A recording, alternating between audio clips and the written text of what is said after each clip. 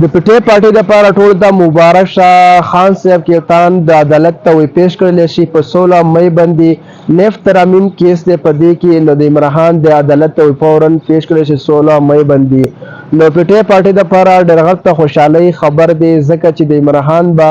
عدالت ته پیش کیږي د عمران خان 10 میاشتې وشلې هغه نوې تفسیر نه راغلی نه هغه نوې اواز راغلی دی نو ټول خلک حواس هم راشي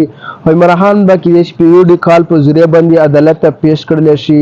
نو ځکه چې بیا خو به داسې پیش کړي چې داسې نه ویډیو کال په ذریعه به پیش کېږي عمران خان خو عمران خان به په سوشل میډیا باندې اواز هم راځي عمران خان به نوې تفسیر هم راځي او د پټې پارټۍ لپاره ډېر غټه خوشحالۍ خبر دی کېدای شي داسې معلومیږي عمران خان هم د کیس ډېر زر ریخا شي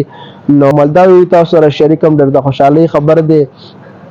په 16 مئی عمران خان عدالت ته پیش کیږي نو ډېر خبرو مال تاسو سره شریک هم دا ویډیو مخکې ملګرو سره شریک ځکه چې ټول خلک خبر شي د پټې کارکونانو د عمران خان